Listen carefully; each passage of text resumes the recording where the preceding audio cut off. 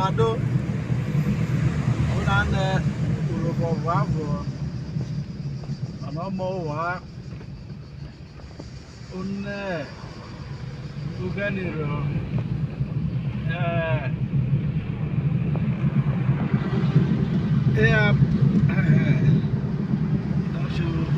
show you here Omo wa Omo Urhobo Wado Unane Urhobo Plisene Onomorokwo Oyelebe Osoko Iwoto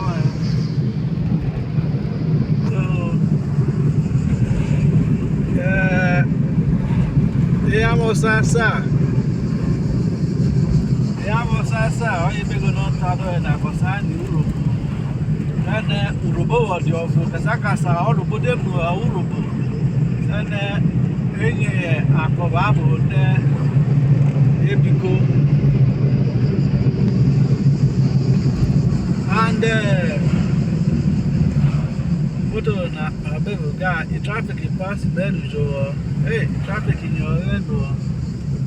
no na dey what dey o na webiko waja Urhobo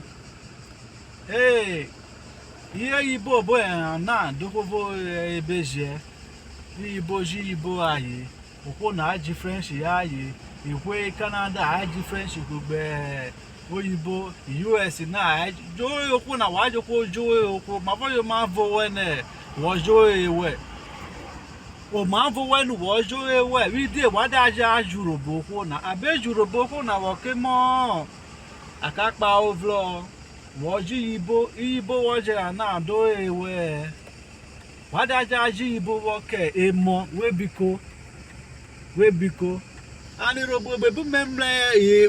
waje na waju Urhobo gbere mo yi waju Urhobo gbere abejo oyo na ke gbo bode mi pe Yoruba bi kwa Hausa oye ayajo we the book school dey do beyi oye ayaje mo ya be mo Urhobo na Urhobo go na Urhobo wo Urhobo makovo we wo Urhobo bo we na o makovo we beautiful we be go Urhobo we be go iyo ibo boya na dogobo ebeje traffic yo ba na ke mudia we be go ebe Urhobo na yemeta kedikede Urhobo na yemeta kedikede we biko waje da Urhobo and edike modeke mo we biko waje modo Urhobo wo ke mo mini so do Urhobo mena no Urhobo de keve ese bokonle ne mo Urhobo but Urhobo na wo mode iku asawo jite ede wo to bo vugi mini ye ei wa nme wa ka pa Urhobo na kufia we biko why da ja Urhobo na so we go no mo wa iyibo je bi wa no be wait ya na iyibo ya je fogide oyibo yo ayi wode be me faji ni Urhobo re o the French na ya ka je o the German Dutch na o ya ka je apaka obe fe ne Urhobo ne ogbono Urhobo ke ngbo ma pe nu we Urhobo bo we wo kono je e gonna that it is so me kayo e kedo chekwara me go no wanjo na e gonna it is so we biko school have school wa form bo dey pe school tell school wo pe school o e we wo ba je and at this school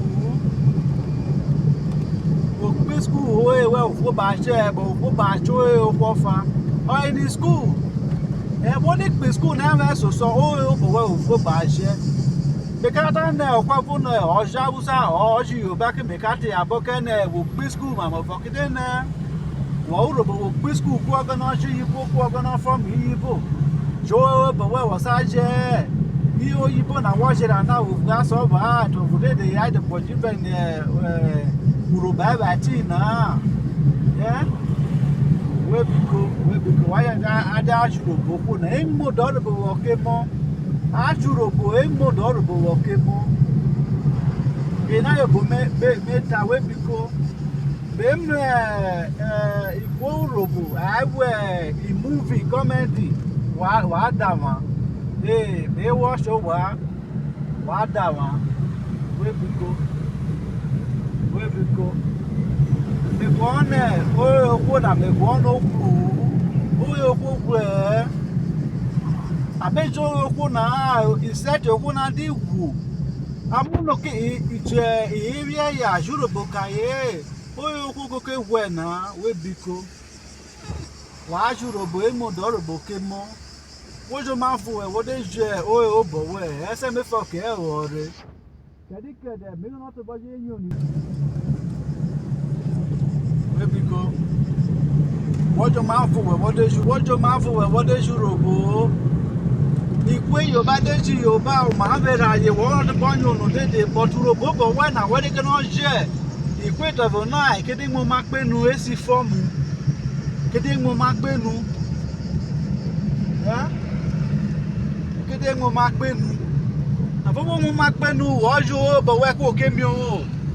upo Urhobo wa da me Urhobo eyo ka o evo we biko wa eve na we biko wa ja epa tane wo yo ko na se ne ajiru wa eti a me bara na kede ai bi ma kasa me ma ko Urhobo na sa de chona o ma wero we ma mode ye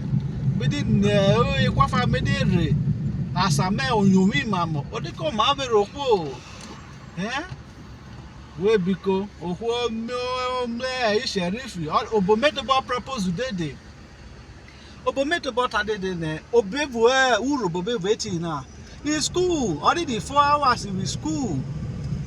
I supposed to teach Urhobo wonyo ne mo hours ife kebike we iyibo wonyo ne mo hours ife it was supposed to dia ma fo wo fe no bevu Urhobo wonyo ne mo witivo what they be Europe different country why jo body the Britain why iyibo ye wonyo ni kwa yo aye what they be pajama iyibo ye wonyo ni kwa yo aye bevu Urhobo eti ana I must say Urhobo wonyo ne mo bevu school he must I must say Urhobo wonyo ne mo bevu school he must so eti le make ataba we biko Urhobo favo U.P.U Urhobo Progressive Union we biko je Urhobo ko na emo do Urhobo okemo ti le beta de Wado